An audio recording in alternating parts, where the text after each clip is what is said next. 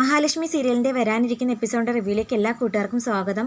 അങ്ങനെ മേഘനാഥൻ മാനസയെ കാണാനായിട്ട് പോയതിൻ്റെ പിന്നാലെ മഞ്ജു സാഗറിനെ വിളിച്ച് പറയുന്നുണ്ട്, ഇതുപോലെ രഹസ്യമായി മേഘൻ മാനസയെ കാണാനായിട്ട് പോയിട്ടുണ്ട്, എന്തെങ്കിലും ഒരു തന്ത്രം ചെയ്ത് ആ മേഘനിട്ട് നല്ലൊരു പണി കൊടുക്കണമെന്ന് ആവശ്യപ്പെടുന്നു. മാത്രമല്ല ഉണ്ണിയേട്ടനും കരുണേട്ടത്തെയും മേഘനും കൂടി ചേർന്ന് എൻ്റെ വീട്ടിൽ വെച്ച് ചില പ്ലാനൊക്കെ ചെയ്തു. എന്തായാലും കണ്ണേട്ടൻ തോമസ് വൈദ്യരുടെ ഹോസ്പിറ്റലിൽ ചികിത്സയ്ക്ക് പോയിരിക്കുന്ന ഈ സാഹചര്യം നോക്കിയിട്ട് മഹാലക്ഷ്മി ഏട്ടത്തിയെ എങ്ങനെയെങ്കിലും വകവരുത്തണമെന്ന അവരുടെ പ്ലാൻ. ഒരിക്കലും ഞാൻ അവരുടെ കൂടെ നിൽക്കത്തില്ല. കാരണം ഇത്രയും നാൾ അവരുടെ കൂടെ നിന്ന് തെറ്റുകൾ ചെയ്തതിൻ്റെ ശിക്ഷയായിട്ട് എൻ്റെ ജീവിതം തന്നെയാണ് ഇപ്പോൾ പോയിരിക്കുന്നത്. ഒരിക്കലും ഇനി മഹാലക്ഷ്മി ഏട്ടത്തിയോട് ഒരു ദ്രോഹം ചെയ്യാൻ ഞാൻ തയ്യാറല്ല. എങ്ങനെയെങ്കിലും സാഗർ മഹാലക്ഷ്മി ഏട്ടത്തിയെ രക്ഷിക്കണമെന്നൊക്കെ മഞ്ജു പറയുന്നത് കേട്ടിട്ട് സാഗറിന് ഭയങ്കര സന്തോഷമാകുന്നുണ്ട്. എന്നിട്ട് പറയുന്നുണ്ട് സാഗർ, മഞ്ജുവിൻ്റെ ഈ മാറ്റം എനിക്ക് വിശ്വസിക്കാനേ ആകുന്നില്ല. എന്തായാലും എനിക്ക് ഒരുപാട് സന്തോഷമുണ്ട് മഞ്ജുവിൻ്റെ ഈ മാറ്റത്തിൽ. എന്തായാലും എന്നെക്കൊണ്ടാവുന്ന രൂപത്തിൽ ഞാൻ മഹാലക്ഷ്മിയെ രക്ഷിക്കാമെന്നൊക്കെ വാക്ക് കൊടുത്ത് ഫോൺ കട്ട് ചെയ്യുന്നു. മാത്രമല്ല സാഗർ ഇങ്ങനെയും പറഞ്ഞിരുന്നു, എന്താവശ്യമുണ്ടെങ്കിലും എന്നെ വിളിക്കുന്നതിന് ഒരു മടിയും കാണിക്കണ്ട, എന്നോട് എന്തും തുറന്ന് പറയാമെന്നൊക്കെ ഒരു സ്വാതന്ത്ര്യം വീണ്ടും കൊടുക്കുന്നു. ഫോൺ കട്ട് ചെയ്തതിന് ശേഷം മഞ്ജു പറഞ്ഞ എല്ലാ കാര്യങ്ങളും സാഗർ മാർക്കോയോട് പറയുന്നുണ്ട്. അപ്പം മാർക്കോ പറയുന്നുണ്ട്, ഓഹോ മാനസയെ കാണാനായിട്ട് രഹസ്യമായിട്ട് പോയതല്ലേ, എന്നെ പെണ്ണുകേസിൽ ഉൾപ്പെടുത്തി സ്റ്റേഷനിൽ അറസ്റ്റ് ചെയ്ത് ഇടിയിച്ച് പത്രമാധ്യമങ്ങളിലെല്ലാം ഫോട്ടോ കൊടുത്ത് എൻ്റെ മാനം കളഞ്ഞു. അതേ അവസ്ഥയിൽ മേഘന നിൽക്കുന്നത് എനിക്ക് കാണണം. മാനസയുടെ വീട്ടിൽ നിന്ന് എങ്ങനെയെങ്കിലും ആളുകളെ കൊണ്ട് പിടിപ്പിച്ചതിന് ശേഷം പത്രമാധ്യമങ്ങളിൽ ന്യൂസ് വരുന്ന രൂപത്തിൽ വലിയ ഇഷ്യൂ ആക്കണോ എന്നൊക്കെ മാർക്കോ പറയുന്നുണ്ട് സാഗറിനോട്. മാത്രമല്ല മാനസയുടെ വീട്ടിനടുത്തുള്ള ആളുകളെ ഇളക്കാൻ വേണ്ടിയിട്ടുള്ള ഒരു പ്ലാൻ മാർക്കോ തയ്യാറാക്കി സാഗറിനോട് പറയുന്നുണ്ട്. സാഗർ അത് കേട്ടതും ഭയങ്കര ഹാപ്പി ആവുന്നുണ്ട്. എന്നിട്ട് പറയുന്നുണ്ട്, ഉറപ്പായിട്ട് ഈ പ്ലാൻ വർക്കൗട്ട് ആവും. കാരണം ജനങ്ങൾക്ക് എന്തെങ്കിലും കിട്ടാനിരിക്കുക, അവർ ഈ വിഷയം ഏറ്റുപിടിച്ചോളും. ഞാൻ ഉറപ്പായും പോയി മാനസയുടെ വീട്ടിനടുത്തുള്ള ആളുകളെയെല്ലാം ഇത് പറഞ്ഞൊന്ന് ഇളക്കി വെച്ചേക്കാം എന്നൊക്കെ പറയുന്നു. സാഗർ മാനസയുടെ വീട്ടിനടുത്ത് പോയി ആളുകളെ കണ്ട് പറയുന്നുണ്ട്, ഇതുപോലെ ആ വീട്ടിൽ ഒരു പെണ്ണും കുട്ടിയും താമസിക്കുന്നുണ്ട്. ഇടയ്ക്കിടയ്ക്ക് ഒരു ചെറുക്കൻ അവിടെ വന്നു പോകുന്നുണ്ട്. നമ്മളും കുടുംബമായിട്ട് താമസിക്കുന്നതല്ലേ, ഇങ്ങനെ ഇടയ്ക്കിടയ്ക്ക് വന്നു പോയി കഴിഞ്ഞാൽ അത് നമ്മളെയും ബാധിക്കത്തില്ലേ? നമ്മൾ അന്തസ്സായിട്ട് ജീവിക്കുന്നവരല്ലേ.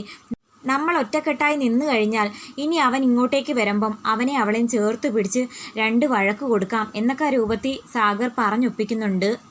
അതറിഞ്ഞ ചില ആളുകൾ സാഗറിനെ സപ്പോർട്ട് ചെയ്തെന്ന് പറയുന്നുണ്ട്.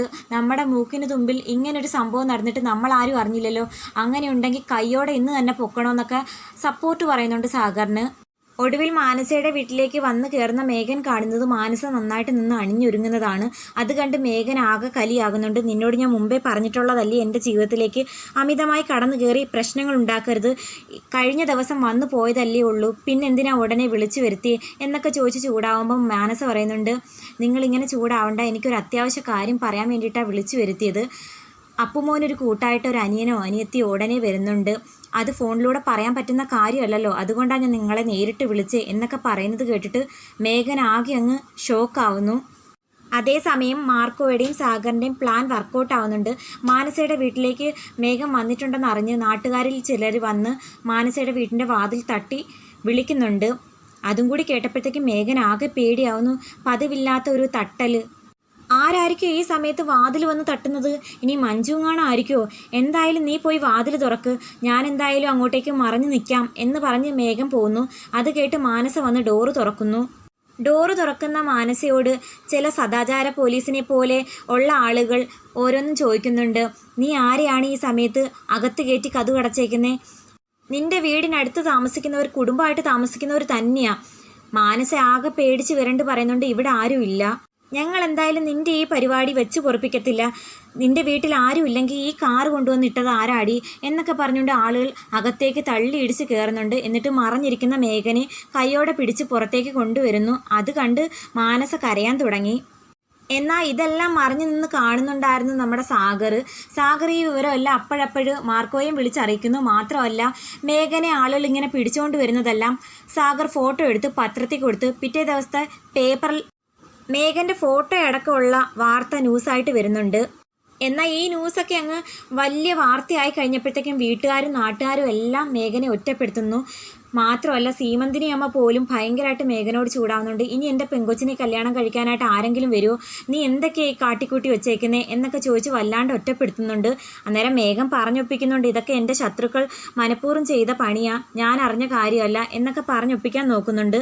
എന്നാൽ ഇതേ സമയം മാർക്കോയെ ചതിച്ചതിനുള്ള ആ കൂലി മാർക്കോ തിരിച്ചു കൊടുക്കുന്നുണ്ട്. കള്ള പെണ്ണ് കേസിൽ പോലീസിനെയും കൊണ്ട് അറസ്റ്റ് ചെയ്യിപ്പിച്ച് പുറത്തിറക്കാതെ അകത്ത് തന്നെ കിടത്താൻ നോക്കിച്ചതിന് മേഘന് അതേ നാണയത്തിൽ തന്നെ മറുപടി കൊടുക്കുന്നുണ്ട്.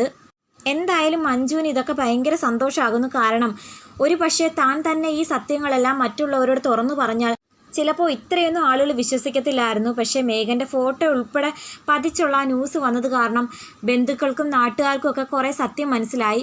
അതിനെല്ലാം സാഗറിനോട് മഞ്ജു വിളിച്ച് നന്ദി പറയുന്നുണ്ട്. അന്നേരം സാഗർ പറയുന്നുണ്ട്, മഞ്ജു ശരിക്കും നന്ദി പറയേണ്ടത് എന്നോടല്ല, മഞ്ജുവിൻ്റെ ഏട്ടത്തിയെ ഗുണ്ടകളുടെ ആക്രമത്തിൽ നിന്നും രക്ഷപ്പെടുത്തിയതും മേഘൻ്റെ ആ കള്ളക്കളിയെല്ലാം പുറത്തു കൊണ്ടുവന്ന ആളായ മാർക്കോയോടാണ് നന്ദി പറയേണ്ടത്. മാർക്കോ കാരണമാണ് ഇങ്ങനെയൊക്കെ നടക്കാൻ കാരണം. പാവപ്പെട്ട പെൺകുട്ടികളെ ചതിക്കുന്ന ഈ മേഘൻ്റെ സ്വഭാവത്തിനെതിരെ മാർക്കോ കൊടുത്ത ഒരു തിരിച്ചടി തന്നെയാണിത്. മഞ്ജു വിചാരിക്കുന്നത് പോലെ മാർക്കോ അത്ര ദുഷ്ടനോ ഗുണ്ടയോ ഒന്നുമല്ല, നല്ലൊരു മനുഷ്യനാ. പാവപ്പെട്ടവർക്ക് എന്തുപകാരവും സഹായവും ചെയ്യാൻ മനസ്സുള്ള ഒരു വ്യക്തി തന്നെയാണ് എന്നൊക്കെ പറയുന്നത് കേട്ടിട്ട് മഞ്ജു ആകെ ഇങ്ങ് ഞെട്ടുന്നുണ്ട്. കാരണം മഹാലക്ഷ്മി ഏട്ടത്തിയോട് മാർക്കോയെ പറ്റി പറഞ്ഞതെല്ലാം വളരെ മോശമായിട്ടായിരുന്നു. അതിനെല്ലാം ഇപ്പം മഞ്ജുവിൻ്റെ മനസ്സാൽ പശ്ചാത്തപിക്കുന്നുണ്ട്. മഞ്ജുവിൻ്റെ കണ്ണേട്ടനെയും ഏട്ടത്തിയെയും പല അപകടങ്ങളിൽ നിന്ന് രക്ഷപ്പെടുത്തിയതും ഈ പറയുന്ന മാർക്കോയാണ്. മാത്രമല്ല അവരെ ജീവന് തുല്യം മാർക്കോ സ്നേഹിക്കുകയും ചെയ്യുന്നുണ്ട്.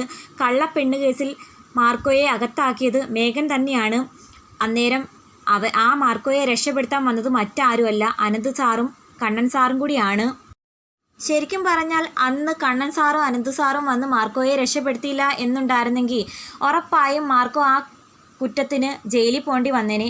ജയിലിൽ മേഘൻ ഏർപ്പെടുത്തിയിരിക്കുന്ന ആളുകൾ മുഖേന മാർക്കോയെ കൊല്ലുകയും ചെയ്തേനെ എന്നൊക്കെയുള്ള എല്ലാ സത്യങ്ങളും സാഗർ മഞ്ജുവിനോട് തുറന്നു പറയുന്നു. എല്ലാം കേട്ടതിന് ശേഷം മഞ്ജുവിന് എന്തെന്നില്ലാത്ത ഒരു ആരാധന മാർക്കോയോട് തോന്നി തുടങ്ങുന്നു.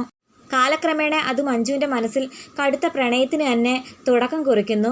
മാത്രമല്ല മാർക്കോയെക്കുറിച്ചുള്ള എല്ലാ സത്യങ്ങളും മഞ്ജു തിരക്കി അറിയുകയും ചെയ്യുന്നു. അതേസമയം സാഗർ ഇങ്ങനെ മഞ്ജുവിനെ വളയ്ക്കാനായിട്ട് ഇങ്ങനെ നോക്കിക്കൊണ്ടിരിക്കുമല്ലായിരുന്നു. ഒരവസരം കിട്ടിയപ്പോൾ സാഗർ തൻ്റെ മനസ്സിലുള്ള പ്രണയം മഞ്ജുവിനോട് തുറന്നു പറയുമ്പോൾ മഞ്ജു പറയുന്നുണ്ട്, എനിക്ക് തന്നെ ഒരു സുഹൃത്തായി മാത്രമേ കാണാൻ സാധിക്കൂ. ഇനി എൻ്റെ ജീവിതത്തിൽ ഒരു പുരുഷനുണ്ടെങ്കിൽ അത് മാർക്കോയായിരിക്കും, അല്ലാതെ ഞാൻ മറ്റാർക്കും ഇനി മനസ്സ് കൊടുക്കില്ല എന്നൊക്കെ തറപ്പിച്ച് പറയുന്നു. അങ്ങനെ മഞ്ജുവിൻ്റെ ആ ഒരു പ്രണയം ഒരു ഘട്ടത്തിലെത്തിയപ്പം അത് മാർക്കോയ്ക്കും കണ്ടില്ലെന്ന് നടിക്കാനാകുന്നില്ല. അങ്ങനെ മാർക്കോയും മഞ്ജുവും ഒന്നിക്കുന്ന ആ ഒരു നല്ല എപ്പിസോഡുകൾക്കായിട്ട് കാത്തിരിക്കാം.